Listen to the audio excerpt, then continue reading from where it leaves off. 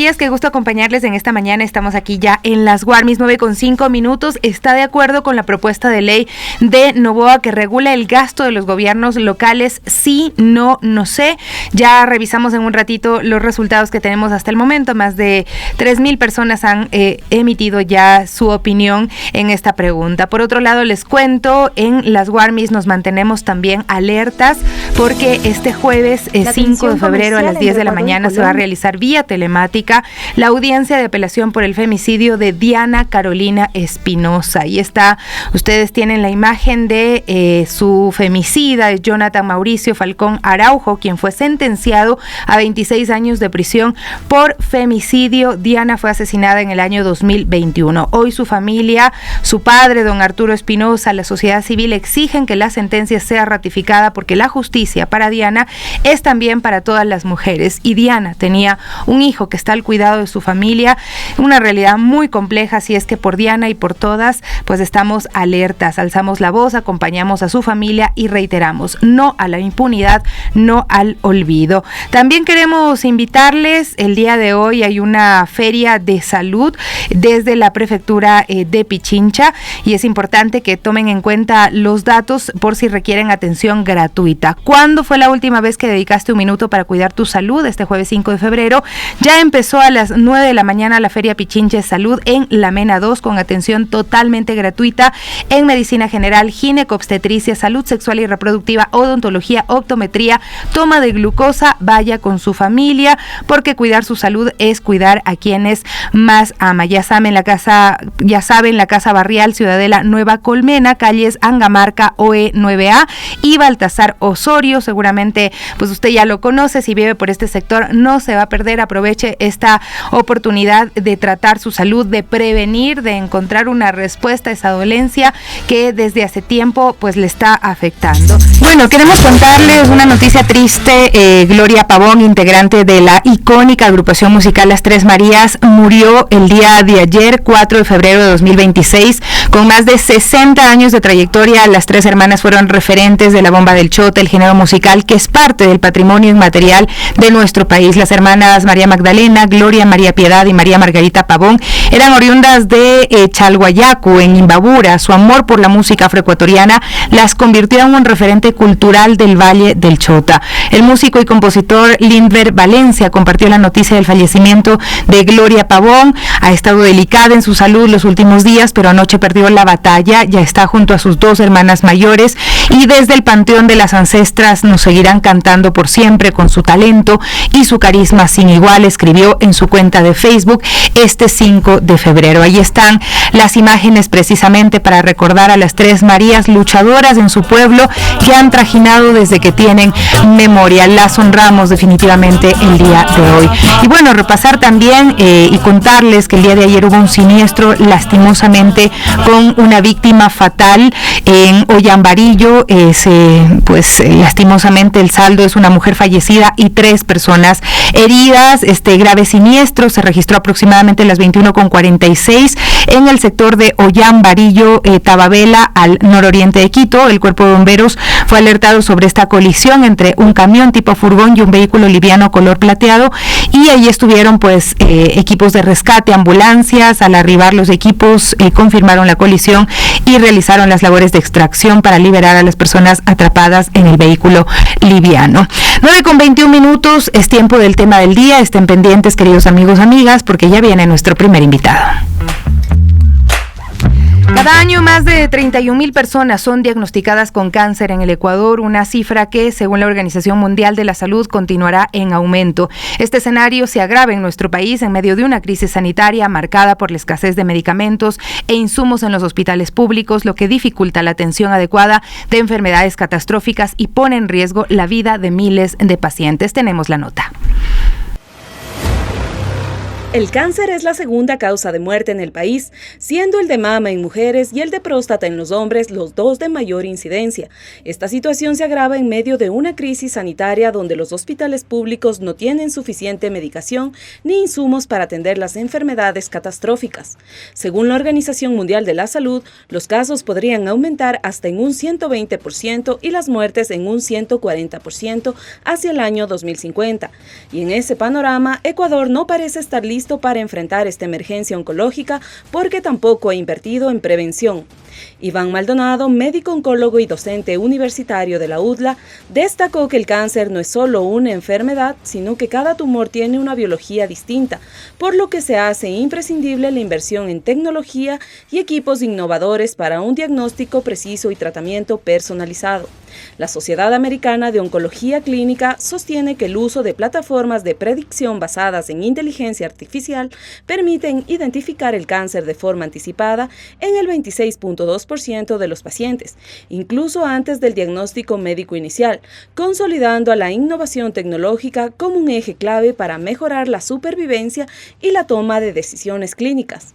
Médicos especialistas coinciden en que el Estado tiene que garantizar el acceso equitativo del sistema público a diagnósticos de alta precisión y tratamientos innovadores porque esto no solo mejora la supervivencia, sino que constituye una estrategia clave para reducir la mortalidad por cáncer, cerrar brechas estructurales y avanzar hacia una atención oncológica más eficiente, ética y sostenible. Tomado de la web de Radio Pichincha, reportó para las Guarmis Gabriela Espinosa.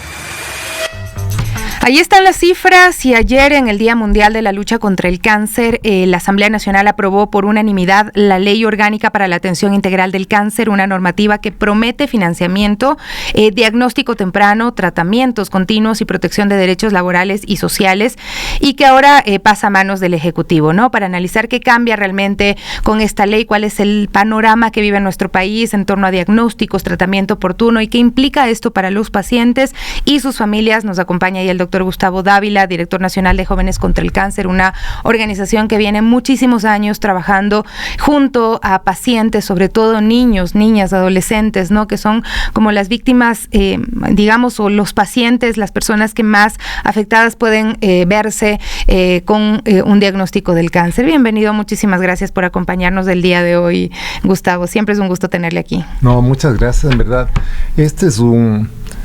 Yo diría es un logro de los pacientes y de las familias. Después de 8 años de que se presentó Wilson Merino esta petición de acuerdo contra el cáncer y quedó en el limbo por varias oposiciones, por muchas cosas, nadie quería dar el paso. Y en los últimos 7 meses, con la participación, con el aporte de la academia, de los médicos, de Solca, pero ante todo de los pacientes y las asociaciones de la sociedad civil, que dicen aquí está la experticia, aquí está el dolor, pero también está la esperanza y las propuestas para mejorar este proyecto de ley.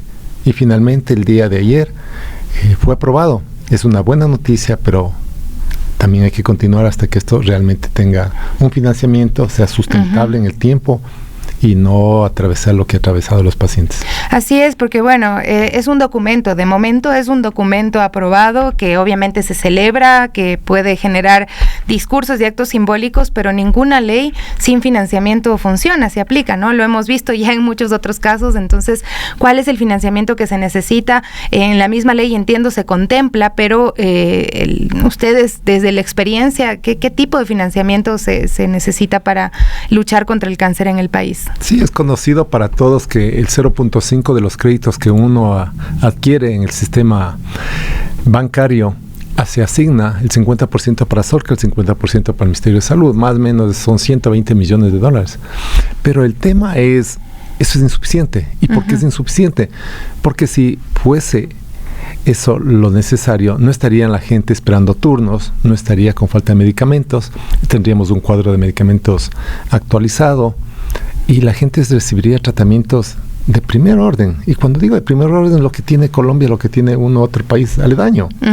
Entonces, el tema de adquisición de medicamentos, no necesariamente por el precio, sino por la calidad. Es decir, van a requerir más medicamentos y, consecuentemente, mayor presupuesto. Son más de 30,000 personas diagnosticadas y alrededor de 15,000 fallecimientos al año también son las cifras que revisábamos. ¿Dónde está hoy la falla más grave del sistema? Yo apuntaría primero a que la salud tiene que manejarse desde un punto de vista técnico. ¿Y por qué lo digo técnico? Porque no es posible tener 6 ministros en 2 años, número uno. Número dos, nosotros constantemente en estos últimos 20 años que tiene la Fundación, con frecuencia estamos exigiendo, visibilizando, sensibilizando a la sociedad, a las autoridades, pero pasa que muchos son cargos políticos. Se va ese ministro o ministra, se van sus directores, se van sus secretarios, y todo lo que ha venido avanzando, la sociedad civil, los pacientes conversando, llegando a acuerdos en las diferentes mesas, queda en cero. Y tiene que volver a empezar. Y luego llegan otras autoridades. Entonces, la primera falla, a mi modo de ver, es un tema técnico, que no se lo maneja técnicamente la salud. Un segundo tema, la corrupción. Y eso implica la cantidad de denuncias que hemos escuchado todos. 6.500.000 en el IES en bodegas caducadas, bodegas que se queman, compras de medicamentos, cápsulas que no tenían medicamento. Es un problema grande y eso se soluciona con transparencia.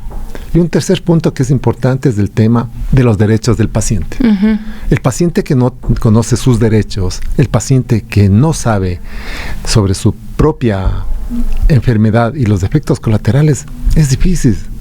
Pero hoy la tecnología ha avanzado y yo creo que es importante que el Estado trabaje también eso, en capacitar, en formar a los pacientes para que ellos también coadyuven para una adherencia al tratamiento con medicinas, con profesionales, que es un problema también latente hoy por hoy, pero ante todo a tiempo, porque el cáncer no espera. Así es. Por ejemplo, hablamos del tema de carnet de discapacidad. Entiendo que es muy difícil para las personas que viven con cáncer acceder a un carnet. Mire, estimada Sofía, eso es doloroso. Y le digo porque estoy al día a día en estos 20 años con los pacientes. Cuando la experiencia es tan fuerte y la vida te quita un hijo, tú quieres que no pase eso en otras personas. Y le pones amor a esto. Y amor y coraje. Y cuando ves que de cada 10 mujeres con cáncer de mama que han perdido sus senos, en unos casos sus 2 senos, que tienen detenida su mano izquierda, o con unos efectos colaterales fuertes, y solo de cada 10, 2 tienen una discapacidad. O sea, uno dice, no es justo. Y por eso estamos peleando junto a la Alianza Nacional por la Salud en la discapacidad orgánica. Hay un manual de discapacidad. ¿Por qué? Porque muchas enfermedades nos parecen que son normales, no les vemos como una persona enferma. Una persona con cáncer no es que va con un rótulo aquí, si tengo cáncer, por favor, tengo una discapacidad. No, le ven completa, porque para nosotros en nuestro imaginario está discapacidad el que no tiene un ojo, una pierna, que algo visible. Pero créanme, es esta discapacidad orgánica que internamente está acabando. Entonces, problema el carnet de discapacidad. Otro problema grande es ¿quiénes van a las fundaciones? Son las personas de escasos recursos económicos. Son aquellas que no tienen voz. Y esto es lo más doloroso. ¿Por qué? De cada 10 mujeres con cáncer de mama, 6.5 no trabajan, no tienen un trabajo, no tienen ingresos. 8 de ellas tienen hijos, un promedio de 2 hijos. Imagínense lo doloroso. Y en cáncer infantil, de cada 10. Y además están muchas veces esas mujeres solas, porque el cáncer ahuyenta pues a las parejas. Eso es otro punto que me olvidé. Son 6.5 mujeres que luchan solas, divorciadas, madres solteras, abandonadas, diagnosticadas en muchos casos, y sus esposos se fueron. Entonces, es una realidad cruda que no todo el mundo habla de eso. Pero es importante que, ahí venía anteriormente el MIES, para que trabajen los bonos a quienes realmente lo requieren. La gente con discapacidad, que por favor se les otorgue estos carnets. Porque ayer nomás escuchaba en el tema del CONADIS que el Ministerio de Salud piensa eliminar, porque al cáncer le ve como una enfermedad curable. Entonces, ¿para qué tiene un carnet de discapacidad? Y no es así. Entonces yo creo que cuando ya conozcamos más de lleno esto, así es, va a ser a través de esta ley se va a poder trabajar en diagnóstico temprano, que es una de las graves falencias que tiene nuestro país. Personas que dicen, yo he tenido cáncer, pero no sabía porque aún incluso me hice exámenes y no me detectaron a tiempo. ¿Qué pasa? ¿Cuáles son las fallas sistémicas? Sí, esto es importante. El tema de los diagnósticos oportunos. No es posible que personas con cáncer de cervix se enteren cuando están en grado 3. Terrible. No es posible el tema que en muchos, especialmente incluso en las enfermedades raras, hay problemas que se diagnostica a 2, 3 años. En cáncer es un problema grave el tema de la prevención, el tema del diagnóstico temprano, el tema de la administración a tiempo de sus quimioterapias, pero algo importante también es, dentro de esta ley, es el tema que tiene que cubrirse, que no les despidan a estas personas que tienen diagnóstico de cáncer. ¿Hay en esta ley una estabilidad laboral reforzada? Sí, va a haber una estabilidad laboral reforzada y esto es muy positivo, que hay que resaltarlo. Y algo importante, las estadísticas. ¿Cómo puede ser posible que nosotros en el país no hay estadísticas de cuántos pacientes con cáncer tenemos? ¿Cuántos en grado 2, grado 3, grados 4? ¿Cuántos en tal provincia? ¿Por qué? Porque el Solca tiene un buen trabajo, pero maneja el registro nacional de cáncer, pero el un Solca de Quito, el otro de Guayaquil. El sector privado no aporta, el sector público no siempre manda la información. Entonces la idea es de que esta ley recoja este registro nacional con obligatoriedad de todas las instituciones de salud para saber exactamente cuántos pacientes tenemos, dónde cómo se puede trabajar, exacto, cómo se puede trabajar sin cifras. Exacto, dónde están los diagnósticos de cáncer de mayor prevalencia. Antes decían no por la refinería en Esmeraldas, no por la curtiembre en Ambato, pero en verdad no es eso, porque no sabemos. Muchos de los pacientes de Esmeraldas tienen que viajar a Manabí, a Guayas, a Pichincha. Sector petróleo de la Amazonía, igual, viajan a Tungurahua, viajan acá, a Quito, y en otros casos tienen que irse a Manabí. Entonces creo que hay que poner orden a través de las estadísticas. Registro oncológico hospitalario es lo que se propone también en esta ley, y se espera la sanción presidencial. ¿Cuál debería ser la primera acción concreta del Ejecutivo y del Sistema de Salud para que esta norma no se quede en el papel? ¿Qué mensaje le dan hoy al presidente? Este es un llamado a no esperar tanto tiempo. Y con este lema del cáncer no espera y Ecuador unido frente al cáncer. Que en el menor tiempo posible, señor presidente, sus asesores revisen y se apruebe. ¿Para qué?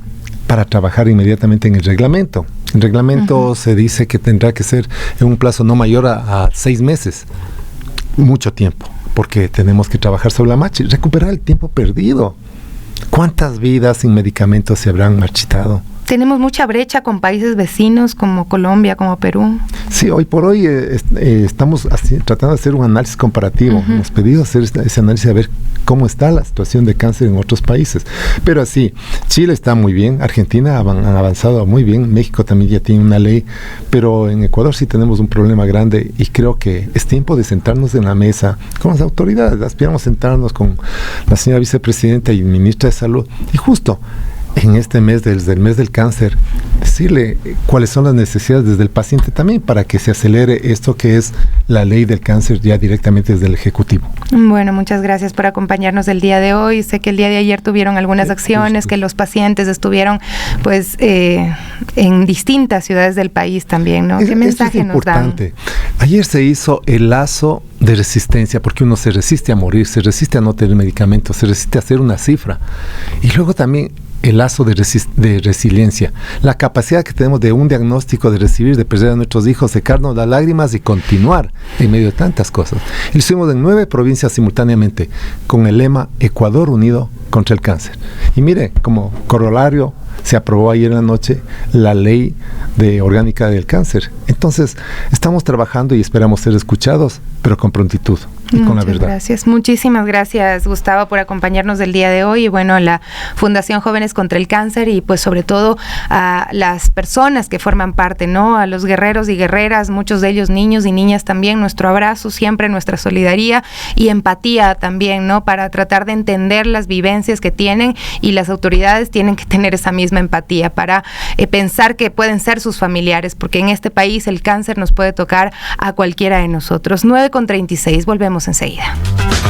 Con Gaby Cruz les saludo ya a esta hora. ¿Cómo estás, Gaby? Buenos días. Buen día, mi Sofi. Buen día, amigos y amigas de las Guarmis de Radio Pichincha. Y estamos aquí acompañándolos y tenemos más información para ustedes. Así es, Damaris, Juanca, Néstor, Betty, saludos cordiales en esta mañana. Cuéntenos desde dónde nos escuchan y háblenos un poquito del sector donde usted vive. ¿Qué está pasando por ahí? Y bueno, ahora queremos también comentarles lo que ocurre con los municipios del país, ¿no? La Asociación de Municipalidades del Ecuador reconoció una deuda cercana cercana a los 600 millones de dólares que el gobierno mantiene con todos los municipios de nuestro país. La presidenta cercana al Ejecutivo también admitió retrasos de eso en las transferencias del modelo de equidad territorial. Aseguró que el gobierno prevé ponerse al día mediante pagos pendientes y la emisión de bonos. Esto en medio de las crecientes presiones financieras que también enfrentan los gobiernos locales. Tenemos más información en el siguiente reporte. La presidenta de la AME, Yuri Colorado, reconoció que el gobierno nacional mantiene una deuda cercana a los 600 millones de dólares con los municipios del país por transferencias del modelo de equidad territorial. La declaración se dio durante su comparecencia ante la Asamblea Nacional en el marco del debate del proyecto de ley económico urgente enviado por el presidente Daniel Noboa. Colorado explicó que la mayor parte de la deuda corresponde a noviembre y diciembre de 2025, mientras que el monto de enero de 2026 aún está dentro del plazo legal de pago. Actualmente la cifra comprometida asciende a unos 580 millones de dólares. Colorado señaló que la afectación es real e indicó que existe diálogo con el Ministerio de Finanzas y se prevé reducir la deuda mediante la emisión de bonos por alrededor de 4.000 millones de dólares. Según la AME, el compromiso oficial es pagar este mes al menos lo adeudado en noviembre. Reportó para las Guarmis, Daniela Fonseca. Feo ser deudor y no pagar a tiempo, ¿no? Una cosa es deber, todo el mundo debe algo, otra cosa es ser ya moroso, estar debiéndole, sobre todo cuando se trata de que con este dinero se cumplen las necesidades básicas que tienen las distintas poblaciones en nuestro país, lo local, lo más pequeño, los gobiernos autónomos, los municipios, las prefecturas necesitan el dinero que debe venir desde los recursos de todos los ecuatorianos para poder hacer obra, para poder levantar los proyectos que se planifican en bienestar de los ciudadanos y ciudadanas. Y lo decíamos también hace unos días que esto lleva, ¿no?, a los gobiernos locales como a priorizar qué es importante en este momento, a dejar de lado ciertas obras que también son necesarias, pero que hoy por hoy la salud es primero, la seguridad es primero, que también debe venir del gobierno central, pero los gobiernos locales lo están asumiendo, y dejar de lado, ¿no?, estas obras también tan importantes para cada uno de los territorios. Así es, vamos con más noticias para contarles que está ocurriendo en los supermercados de Quito, que empiezan a evidenciar ya la falta de los productos de origen colombiano en sus perchas. Así, esta situación coincide con la decisión de nuestro gobierno de imponer estos nuevos aranceles a importaciones provenientes del país vecino, y esta medida pues ya genera ciertos impactos en abastecimiento, anticiparía también posibles efectos en precios y consumo de la ciudadanía. Tenemos más información en el siguiente reporte. La tensión comercial entre Ecuador y Colombia empieza a reflejarse en la vida cotidiana. Un recorrido realizado por Radio Pichincha en varios supermercados de Quito permitió constatar la escasez de productos de origen colombiano en las perchas, una señal temprana del impacto que ya generan las recientes medidas arancelarias entre ambos países. La ausencia de estos productos coincide con la decisión del gobierno ecuatoriano de imponer aranceles a importaciones colombianas, bajo el argumento de reforzar la seguridad en la frontera norte. Sin embargo, el efecto inmediato no se ha limitado al plano diplomático o comercial, sino que comienza a trasladarse al consumo interno y a la oferta disponible para los ciudadanos. La reacción de Colombia no se hizo esperar. El país vecino aplicó aranceles a productos ecuatorianos clave, entre ellos arroz, aceites y productos pesqueros. Además, interrumpió la exportación de energía eléctrica hacia Ecuador. Esta combinación de medidas profundizó la pugna bilateral y elevó la incertidumbre en sectores productivos y comerciales de ambos lados de la frontera. El conflicto arancelario afecta a un abanico amplio de bienes que forman parte habitual del comercio entre Ecuador y Colombia.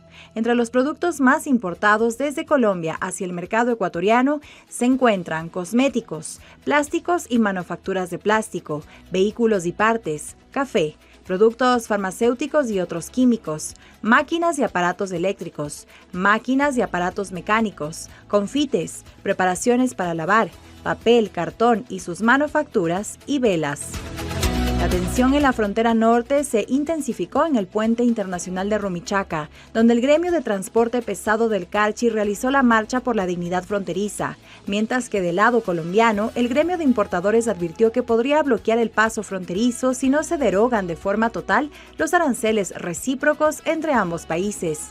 Los gremios exigen al gobierno de Daniel Noboa la eliminación inmediata de la tasa del 30% aplicado a productos colombianos. La movilización ecuatoriana arrancó en horas de la mañana cuando decenas de camiones iniciaron una caravana rumbo a Rumichaca. Tomado de radiopichincha.com, reportó para las Guarmis Gabriela Cruz. Bueno, lo dicho, cuéntenos un poquito cómo ve usted este tema, si es que está buscando algunos productos que ya no hay en Percha o si es que están más caros. Queremos conocer un poco cuál es su visión acerca del impacto de este arancel que ha sido también impuesto por Ecuador hacia los productos colombianos. Así es. Y bueno, ahora nos queremos ir con nuestra compañera Diana Dávila, que estuvo en el recorrido en el Centro Comercial Montúfar para saber qué ocurre en este sitio. Queremos conectarnos con ella y nos cuente también de qué se trata este recorrido. Dianita, buenos días, te escuchamos. Hola Sofi, ¿cómo estás? Muy buenos días. También saludarles cordialmente a todos nuestros amigos que están conectados en el programa de las Guarmis. Nosotros estamos aquí en la Agencia Metropolitana de Control, donde dialogaremos con el director Gustavo Chiriboga para conversar acerca de lo que ocurre en el Centro Comercial Montúfar. Esto debido a que existen varias denuncias, no de ahora, sino desde hace mucho tiempo, de que los aparatos electrónicos que son sustraídos a través de robos y hurtos llegan hasta este lugar donde son revendidos. Es por ello que queremos saber cuáles han sido las acciones desde el municipio de Quito respecto al control que se debería hacer en este centro comercial popular. Asimismo, vamos a visitar en este día al administrador del Centro Comercial Montúfar y hablar con él para saber qué se está haciendo desde dentro, cómo es que se organizan los vendedores, si es que tienen los debidos permisos de operación, cómo es que se controla si tienen las facturas, por ejemplo, de los objetos que ellos ahí comercializan. Algo muy importante que también hay que destacar que si bien es cierto en este lugar las personas pueden localizar los teléfonos que les han sido robados, por ejemplo, también hay muchas personas que cuestionan que si se venden cosas robadas es porque existe gente también interesada en comprar cosas robadas. Entonces se habla de un tema también de corresponsabilidad ciudadana. Bueno, este es el recorrido que haremos hoy y que pues más adelante nosotros les estaremos informando y brindando más detalles también en el noticiero de la segunda emisión y por supuesto mañana también en el programa de las Guarmis. Continuamos contigo, Sofi.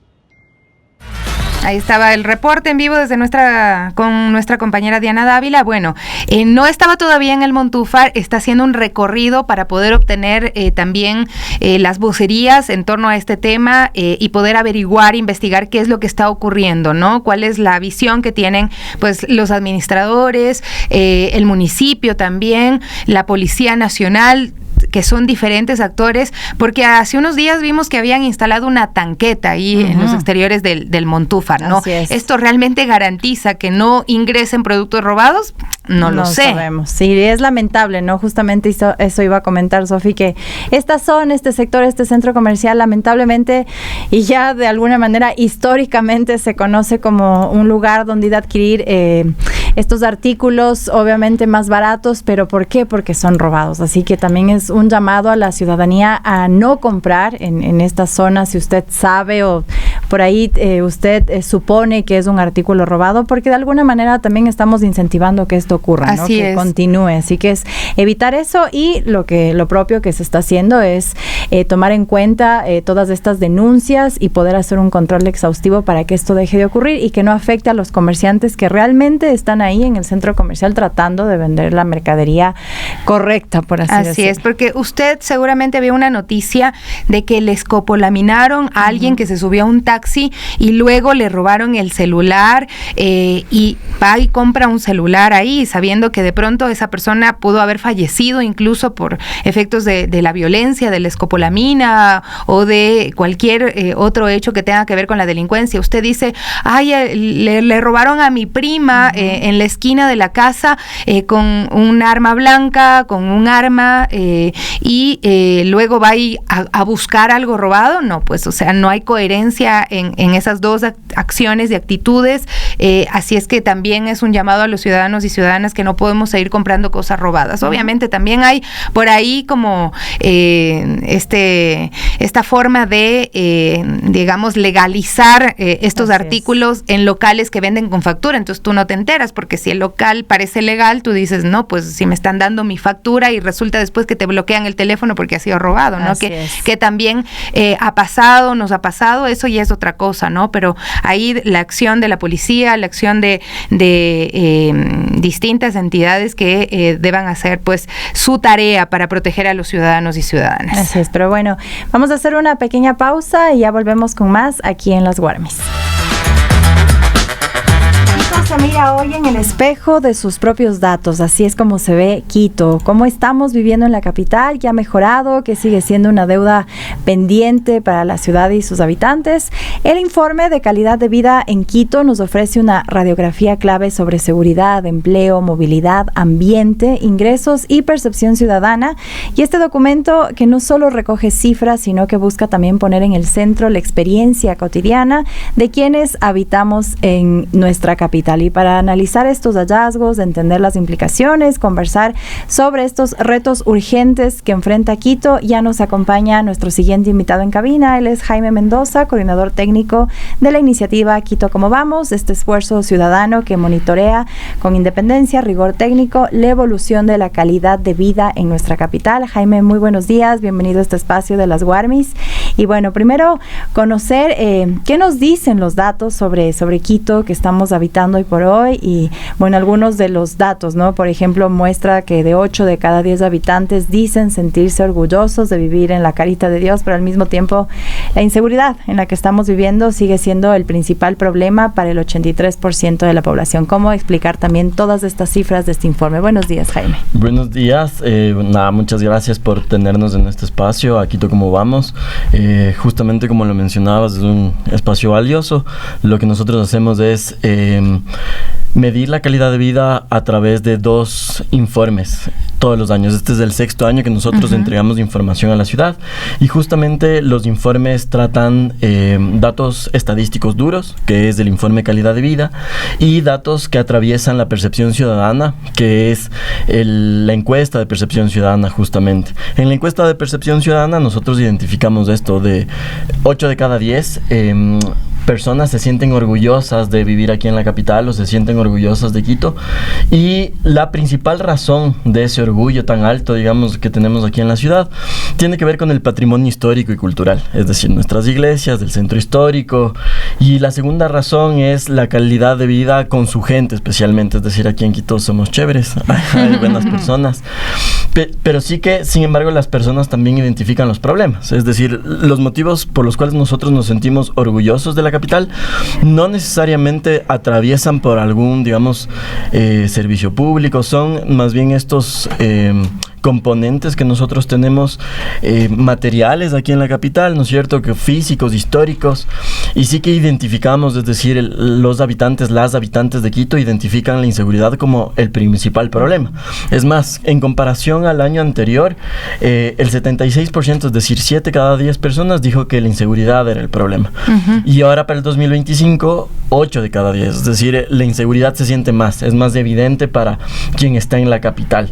Y el segundo problema más recurrente o que afecta a la calidad de vida según la percepción ciudadana es la falta de trabajo y empleo. Estos temas que son complejos, ¿no? Pero también revisaba que en cambio en los espacios públicos la percepción de seguridad mejora respecto al año anterior, ¿no? Pero los delitos y la desconfianza en la justicia siguen siendo también altos, ¿no? Estamos frente a una mejora real o más bien una percepción momentánea. Hay como una serie, como tú dices, hasta cierto punto de contradicciones, ¿no? Entre el orgullo y el miedo. Así es, pareciera que son contradicciones, como digamos, decimos, nuestra principal preocupación es la inseguridad, pero decimos que las personas ahora en el espacio público se sienten más seguras. Bueno, aquí es importante aclarar, y a quienes nos escuchan, que creo que vamos a estar de acuerdo que la percepción de seguridad no solo tiene que ver con cuántas personas le robaron en mi barrio. La seguridad también atraviesa por otros factores que igual están en el territorio. ¿No es cierto? La madre siempre le dice al hijo o a la hija, no tiras por ese callejón que es oscuro, puede pasarte algo. O no te cruces por el parque porque tampoco tiene luz, o a lo mejor ahí siempre se juntan a tomar, o están vendiendo droga, ¿no es cierto? Entonces, no necesariamente... digamos, nosotros en nuestro barrio tenemos que saber que han robado mucho como para sentirnos inseguros, o al revés, para sentirnos seguros. Entonces, sí puede estar relacionado la reflexión de las personas que ahora dice sentirse más seguro en el espacio público o cercanos a sus hogares, que tal vez en su barrio también hubo, no sé, una mejor organización barrial, que tal vez, no sé, se cambiaron las luces, han arreglado el parque. Entonces, ciertos aspectos que también pueden hacernos a nosotros mismos sentir más seguros en donde caminamos. Pero, por ejemplo, nosotros sí es verdad que en datos estadísticos duros podríamos mencionar que en cuanto a la seguridad, en 2024 hubo... son datos fuertes, 245 muertes intencionales, homicidios, digamos. Y en el año 2023 hubo más, hubo como 290, alrededor de 290. Podríamos decir que del 2023 al 2024 esto, digamos, o este indicador ha disminuido. Pero si nosotros vemos los datos de forma más profunda, nosotros podemos identificar que las muertes intencionales que sucedieron con armas de fuego está creciendo. Es decir, la ciudad se está haciendo más violenta. En 2019 las muertes intencionales que fueron cometidas con armas de fuego eran más o menos del 9%. Para el 2024 son del 58%. Es decir, el uso de armas de fuego en la capital desde el 2019 hasta el 2024, no sé, parece que ha crecido sin ningún control. Es decir, podríamos inferir que hay más armas de fuego circulando en la capital. Es verdad que hay menos homicidios, ¿no es cierto?, entre 2023 y 2024, pero siguen muriendo personas. Y esto es otra cosa que es importante mencionar. Atrás de todos estos datos, de estas cifras que estamos diciendo, 5 de cada 10, 4, ¿no es cierto? Existe un humano, existe una persona, existe una mujer que es madre de familia, a lo mejor desempleada, a lo mejor tiene problemas en su vivienda, ¿no es cierto? Y que está sucediendo o está viviendo esta violencia también en la ciudad. Y bueno, impensable, ¿no? Años atrás que en nuestra capital vivamos un homicidio, ¿no? Y ahora estamos hablando de más de 200, y eso es lo lamentable con la creciente ola de violencia. Y aquí también hablar acerca de los robos, ¿no? Porque creo que todos hemos sido víctimas de un robo en nuestra vida aquí en la capital. Y sabemos que en 2024 se registraron más de 14,000 robos, pero aquí lo que llama la atención es que pese a ello la ciudadanía no denuncia, y aquí es la cuarta parte de las víctimas que no lo hacen. Y aquí también, ¿qué decir? ¿Qué nos dicen estos datos sobre la relación que tiene la ciudadanía con el sistema de justicia? ¿O hay realmente esta confianza en la justicia justamente para denunciar estos hechos?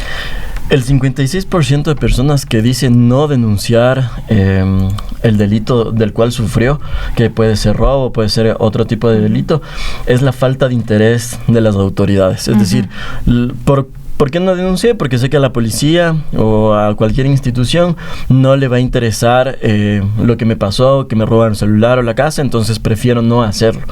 Y justamente esto habla muy duro sobre lo que está pasando en la confianza hacia las instituciones. Es decir, yo no estoy denunciando los robos porque sé que no va a pasar nada, sé que no les voy a importar a las autoridades. Entonces esto sin duda genera una separación entre la ciudadanía y las instituciones de justicia en cuanto a estas condiciones de la ciudad. Entonces, nosotros aquí básicamente también mencionar estos datos que nosotros leemos, es decir, que sabemos que 7 de cada 10 personas que sufrió un delito no denuncia, y que de esas 7 personas la principal razón por la cual no denunciaron es porque no confiamos en las instituciones. Es un llamado justamente a las autoridades a establecer procesos a lo mejor más simples, ¿no es cierto?, más efectivos, exigir resultados desde la ciudadanía hacia estos aspectos de seguridad, pero lo principal es eso. O sea, ahorita los datos que nosotros tenemos son una radiografía, es una condición de la ciudad. Entonces, ¿a quién le toca incidir? ¿A quién le toca hacer las cosas? Puede puede ser impulsado desde diversos lados. Ahorita nos están escuchando, seguramente, ojalá alguna autoridad, pero también diferentes colectivos, diferentes líderes de la ciudad, pues también es el llamado a que ellos puedan utilizar esta información que está generada por Quito Como Vamos y exigir o presionar a la autoridad correspondiente que establezcan procesos que generen más confianza o que nos den resultados de que realmente se está haciendo algo en cuanto a la seguridad. Y el otro tema es el que tú mencionabas, ¿no? Que también viene, digamos, atado, ¿no? Que es el tema de la pobreza por ingresos de los hogares sin capacidad de ahorro. ¿Qué tan frágil es hoy la economía de las familias quiteñas? Nosotros le preguntamos a la ciudad, igual, encuesta de percepción ciudadana, ¿qué tan fácil es encontrar empleo o qué tan fácil es emprender? 9 de cada 10 nos dicen que es difícil o encontrar empleo o emprender en esta ciudad. Eso para nosotros, igual, por ejemplo, en el tema de emprendimiento, la principal razón que ellos ven como un limitante son muchos procesos burocráticos. Es decir, si yo me quiero poner un pequeño negocio, tengo que hacer un montón de trámites para obtener un permiso que me permita funcionar. Entonces, eso igual va atado, ¿no es cierto?, como estos procesos que nosotros estamos mencionando. ¿Cuáles son las necesidades? ¿Cuáles son, no sé, la confianza, la eficiencia que nos están brindando las instituciones públicas? No solo eso, yo diría que dentro, por ejemplo, de este grupo económico es importante, y algo que nosotros siempre mencionamos, es el tema de los ninis, de los jóvenes, y que incluso puede estar relacionado al tema anterior de seguridad. Los ninis se definen como las personas o los jóvenes, hombres y mujeres, que no trabajan ni estudian entre 15 y 24 años. Nosotros en la capital tenemos un índice alto de personas que no trabajan ni estudian, de jóvenes que ni trabajan ni estudian, que es alrededor del 17%. El 17% de la población entre estas edades no trabaja ni estudia. Y seguramente esta condición hace que sea más fácil que caigan en actividades que pueden ser ilegales, o de lo que mucho se habla, la cooptación, ¿no es cierto?, por partes de grupos de delincuencia organizada ante estas personas. Y dentro de esto hay que hacer una diferencia importante. En cuanto a hombres jóvenes de 15 a 24 años, el 15% no trabaja ni estudia. Pero en el caso de las mujeres, esta cifra es más alta, es del 19%, es casi el 19.5%, casi el 20%. Entonces aquí nosotros también vemos que existe una brecha de género. Nosotros también vemos que las mujeres jóvenes, en este caso en la capital, no trabajan ni estudian en una mayor medida que los hombres. Es decir, están viviendo unas condiciones más difíciles que los hombres en la ciudad. Y bueno, ahora queremos también hablar acerca de la movilidad en nuestra capital. Continúa creciendo, ¿no? Pero tal vez de esta forma desordenada, que no se ha logrado de alguna manera regularizar, y esto especialmente en zonas de los valles, ¿no? En otras parroquias, Calderón, al norte, Tumbaco también. ¿Qué impactos tiene este tipo de crecimiento, por decirlo así, con falta de planificación hoy por hoy en nuestra población?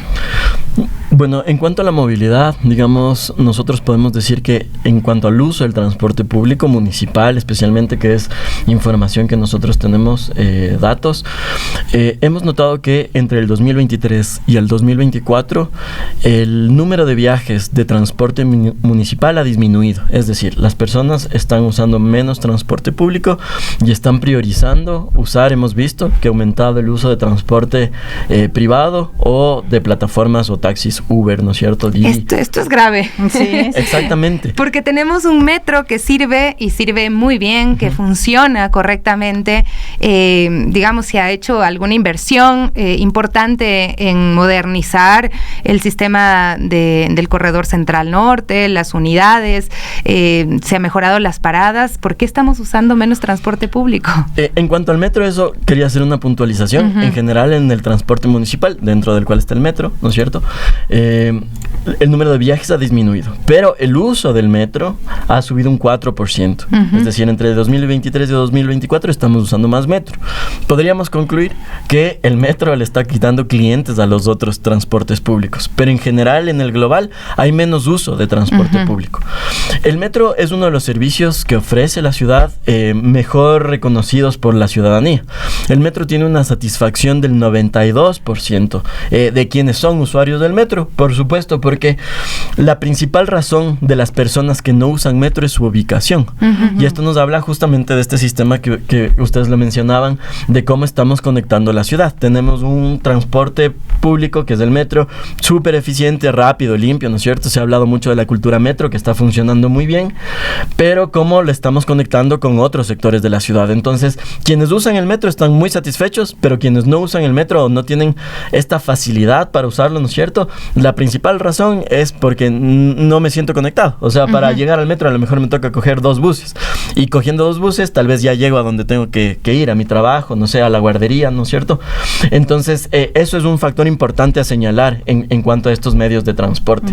Y otro dato importante a mencionar es que nosotros en la encuesta de percepción ciudadana también le preguntamos a la gente si siente que sus trayectos del tiempo de transporte ha sido más lento, ha sido más rápido, ¿no es cierto?, en comparación al año anterior. Es un proceso de reflexión de la ciudadanía. Y nosotros vemos que quienes usan transporte público nos dicen, el 40% de las personas nos dice que han ido más rápido, que se están moviendo más rápido en el transporte público, que sus viajes son más cortos. Y por otro lado, les preguntamos a las personas que están usando auto privado, que si sienten lo mismo, si sus viajes son más cortos, más largos, y el 80%, alrededor del 80% de las personas nos dicen que sus viajes son más lentos, es decir, se están demorando más. Claro, si hay más carros en la ciudad, o sea, estamos creando el problema y después nos quejamos del problema. Exacto. Ahí en el auto decimos, no, qué traficazo, pero eres parte del tráfico. Así es, eso sí, sin duda. Y un tema que no queremos dejar de consultar también es acerca de la contaminación, ¿no? Y ya, bueno, Quito es una gran ciudad, esto es uno de los problemas que acarrean las grandes ciudades, y sabemos que los niveles de contaminación del aire ya supera hasta 2,6 veces los límites incluso internacionales. Entonces, como ciudad, aquí sí cuestionarnos si estamos dimensionando realmente este riesgo ambiental, también el riesgo a la salud, qué implica esto y qué debemos hacer, ¿no? Porque también esto es una corresponsabilidad, decirlo así también, por ejemplo, el tema de residuos, ¿no? Que debe venir también desde la casa, el tema del reciclaje. ¿Cómo estamos viendo todo este tema? En cuanto a la calidad de aire, nosotros en el informe Calidad de Vida señalamos ciertos parámetros. Aquí me pongo un poco técnico y después digo más resumido. Hay un parámetro que es PM2.5, PM10 y dióxido de nitrógeno.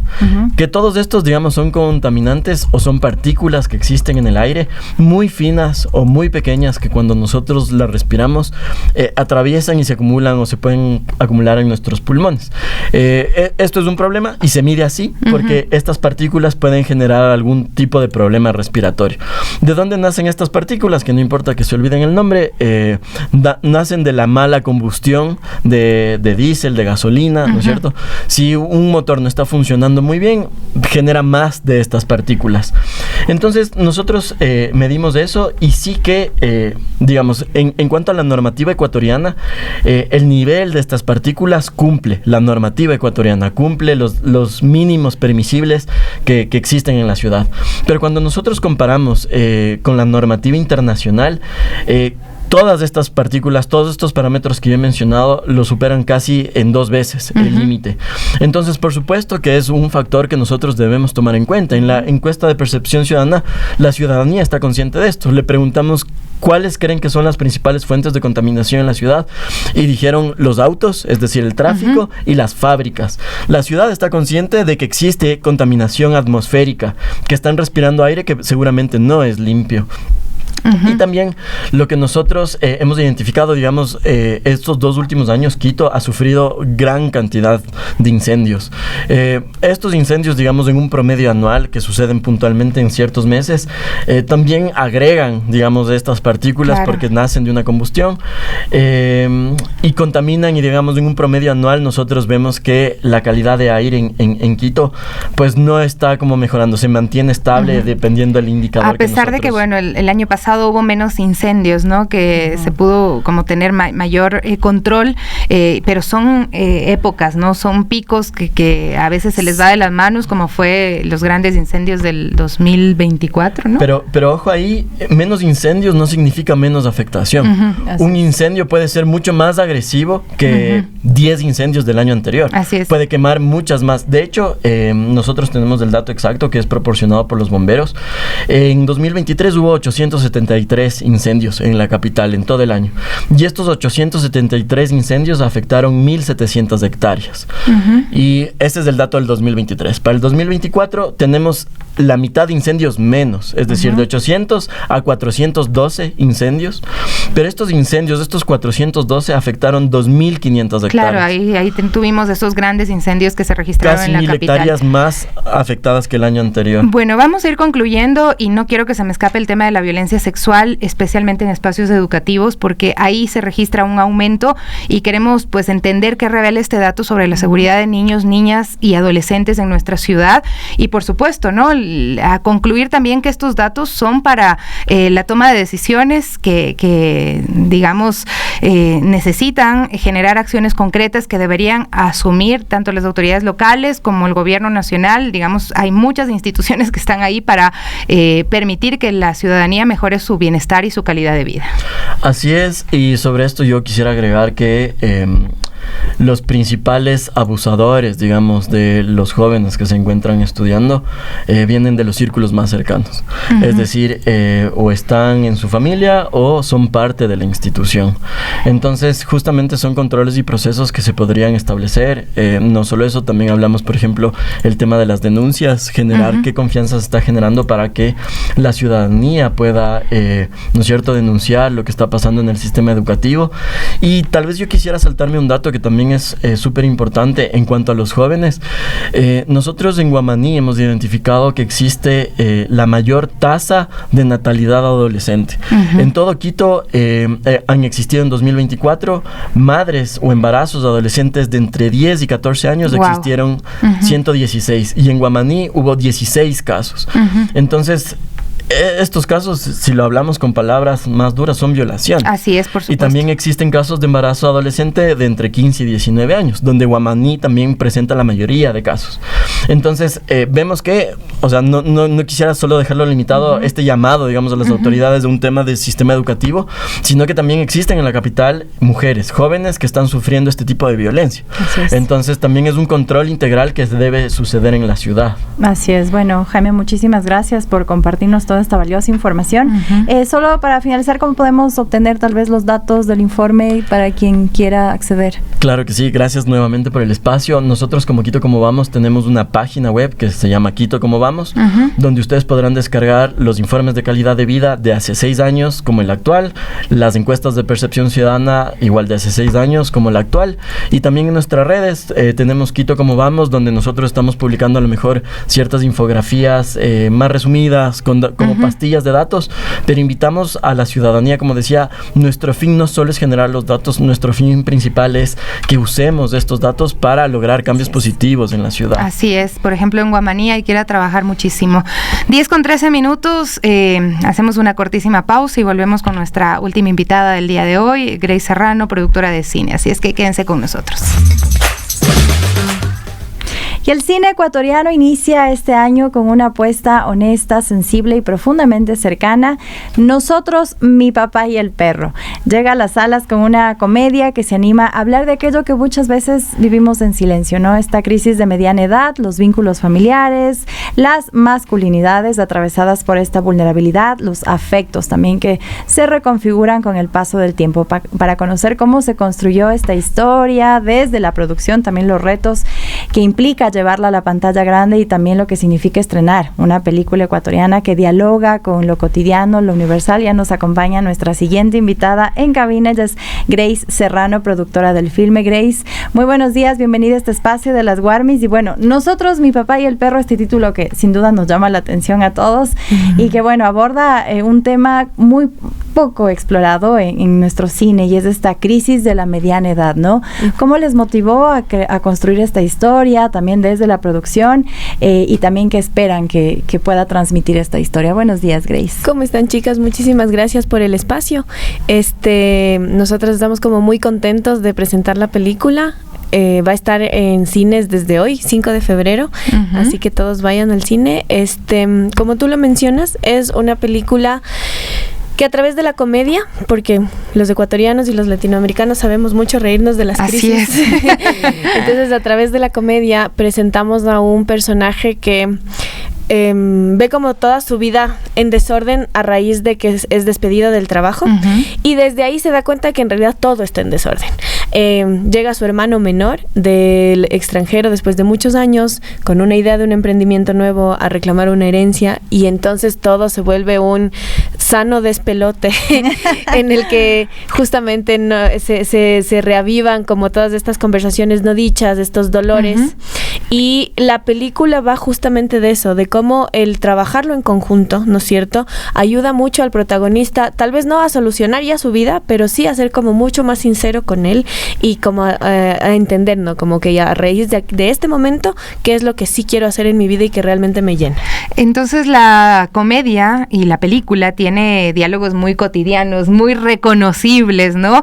¿Y cómo se trabajó precisamente ese equilibrio entre el humor, el conflicto, la sensibilidad y además qué fue lo más desafiante para llevar esta comedia íntima y emocional a la pantalla grande? Lo más importante, bueno, el cine como que tiene varios procesos, ¿no es cierto? Entonces desde el guión se trabajó bastante queriendo amalgamar todo lo que tú mencionas. Entonces el guión tuvo un proceso de casi 3 años. Fue una idea original de Pablo Arturo Suárez, que también es el director de la película, y Nicolás Suárez, su hermano, que también es parte del making of. Y luego contó con el apoyo de Abe Jaramillo, que todos le conocemos, sobre todo aquí en Quito, pero todos le conocemos, ¿no es cierto? Es un gran como comunicador, cómico, estandapero también. Y Daniela Granja, que es como una guionista muy, muy cercana y muy, muy fuerte aquí en el país. Y luego del guión, el cast fue muy importante. Sí se hicieron perfiles pensando ya en caras reconocidas de nuestro cine, ¿no es cierto? Y de nuestro teatro, sobre todo por cómo manejan la comedia.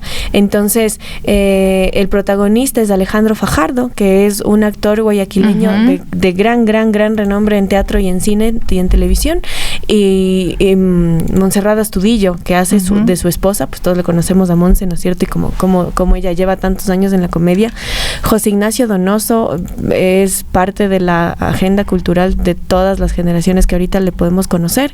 Y luego también nos juntamos con Esteban González y Carolina Pérez Flor, que venían desde Enchufe TV, que venían también en su trabajo de actuación como muy, muy fuerte, ¿no es cierto?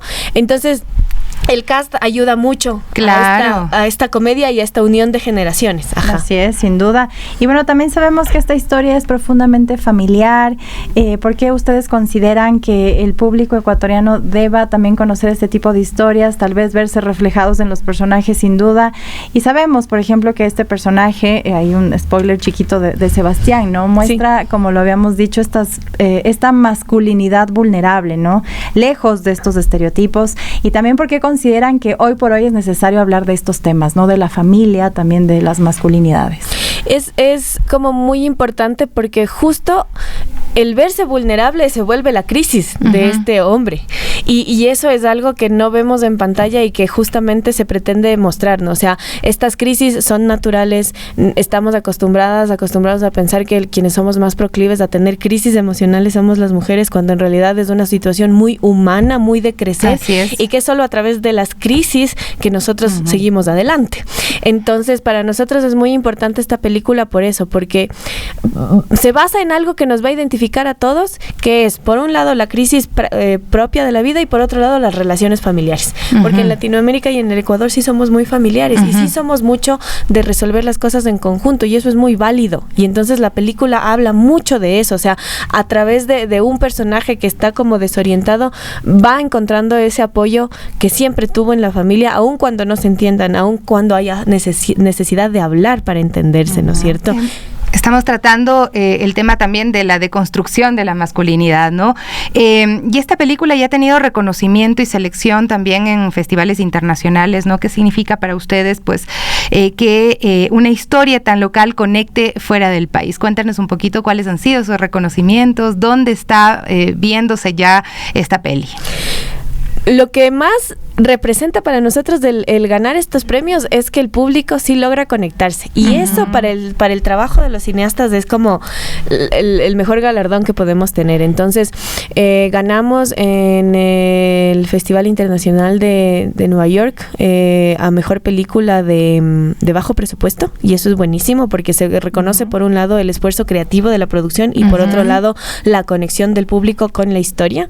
Ganamos también una mención de honor en un festival en Chile, donde también ganamos como el premio a mejor actuación por el hermano menor. Hemos tenido también reconocimientos en 2 festivales más en Chile, en 3 festivales más en Estados Unidos. También se va a ir para estos festivales prontamente.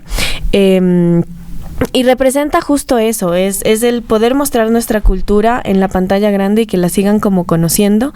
También mostrar una dinámica familiar que tal vez en espacios que no son Latinoamérica son un poco distintos, ¿no? O sea, estamos mostrando la película en lugares en donde lo normal es que a los 18 años pues ya cada quien y los problemas se vuelven muy individuales, pero venimos con una propuesta que es muy ecuatoriana, muy latinoamericana, de decir, o sea, el conjunto es muy fuerte en nuestra sociedad, es muy fuerte, y yo creo que hay que darle el valor que se merece. O sea, no está mal, está muy bien que también lo veamos en comunidad. Y no queremos dejar de preguntar de este personaje peculiar, el perro, ¿no? En toda esta historia, aparte que en cada familia siempre hay una mascota, los perritos sobre todo, y también qué es lo que se quiso transmitir a través de este personaje, cómo es su rol también dentro de la historia. ¿Y por qué está en el título? Porque también al estar en el título es importante. El perrito es una metáfora visual del paso del tiempo, ¿ya? Y cuando vean la película van a encontrar que hay muchas conversaciones del perro que en realidad están hablando de toda la vida. Entonces, por ejemplo, hay momentos en los que se preguntan por qué el perro está ya acostado y ya no juega, si ya comió sus 3 comidas. Y entonces, esas conversaciones que son tan naturales, en realidad vamos entendiendo que hablan de cómo está el papá, de cómo se sienten los 2 hermanos, de cómo se ve como el tema del hijo, ¿no es cierto? Y obviamente también es una buena excusa para ver como flashbacks, a través de flashbacks, cómo era cuando él era cachorro y esa familia tan unida que ha ido creciendo. Entonces es una linda metáfora y es una linda forma de mostrar que primero son parte de la familia, que eso es importantísimo. Mira, ahí está la nuestra, la Pichi. Ahí está la Pichi y me encanta que le tengan a la Pichi y que son igual que de importantes y que también son una muestra del paso del tiempo. Así es, bueno, y la verdad es que desde que llegó la Pichi, el 70% de nuestras conversaciones gira en torno a todo lo que ha hecho la Pichi acá en la radio y cómo nos involucra muchísimo, ¿no? Y creo que es realmente un elemento que nos une, ¿no? Una perrita que nos da mucho cariño y demás, así es que ¿cuándo puede hacer un casting? Nos interesa. Claro que sí. Para que se pague sus croquetas, no, mentira. Bueno, estrenar cine ecuatoriano siempre es un reto complejo, lo sabemos. ¿Cómo evalúas tú ahora el momento actual que vive el cine en nuestro país? Pues entiendo que va a haber apertura de las salas de cine comerciales y otros espacios también un poco más alternativos. Correcto. Esta peli fue hecha gracias al trabajo en conjunto tanto de lo privado cuanto lo público, ¿ya? Sí fue un reto para nosotros conseguir como que la empresa privada vea en el cine una oportunidad, obviamente de hacer inversión, pero inversión cultural, ¿no es cierto? Y por otro lado, hemos contado con el apoyo también de espacios del Estado y dentro de eso la Prefectura de Pichincha es como nuestro principal auspiciante. Entonces queremos agradecer mucho ese espacio, sobre todo porque se hizo a través de una campaña muy bonita que ustedes tienen, que es la Cinemateca de Barrios, que bueno, luego ahí pueden seguir conversando de eso, pero básicamente llevan a ciudades en donde no hay cines comerciales las películas que nosotros hacemos. Entonces eso también nos ha dado el apoyo final para poder terminar el estreno, ¿no es cierto? Yo creo que el cine y en general la cultura y en general el lado social de nuestro país está en un momento de crisis muy, muy complejo. Y entonces cada producto cultural que se muestra es un acto de resistencia, ¿no? De resistencia, de decir como sabemos que están pasando muchas cosas, pero la cultura siempre va a importar mucho en la psiquis de toda la sociedad y es un alivio y es una forma de representarnos y es una forma de identificarnos. Entonces, obviamente, también es primordial y también es bueno que que sigan habiendo esos espacios. Estos años son muy retadores porque no estamos yendo hacia más estímulos, sino hacia menos estímulos estatales desde el lado estatal. Pero se tiene que encontrar la manera, o sea, no encontramos todavía los cineastas la forma de decir, bueno, entonces nos detenemos. Y eso creo que nos pasa en general a todos los artistas y en general a todos los que somos gestores culturales en el país. O sea, las crisis, sí, estamos viviendo un momento de crisis y no podemos obviarlo, pero tenemos que seguir, es lo que hay que hacer. Y nosotros como ciudadanía también apoyar a nuestra cultura, consumir lo nuestro, consumir nuestro cine maravilloso. Y bueno, ya saben, nosotros, Mi Papá y el Perro está ya en las salas de cine de nuestro país desde hoy, así que vayan, promete muchísimo también el filme, así que también es de esta invitación a todos ustedes para que vayan. Muchísimas gracias. Muchas gracias por el espacio, chicas, y que vayan al cine y la disfruten. Así es, bueno, esa es la invitación que la reiteramos. Gracias Adriana, Ramiro, Sara y a toda la gente que nos escribió en redes sociales pendiente del tema. Nos dicen las mujeres también, esta crisis también es heavy, es fuerte, nos dicen. Nos despedimos de ustedes con un abrazo y con la invitación para que mañana estén con nosotros a las 9 en punto. Somos las Warmis.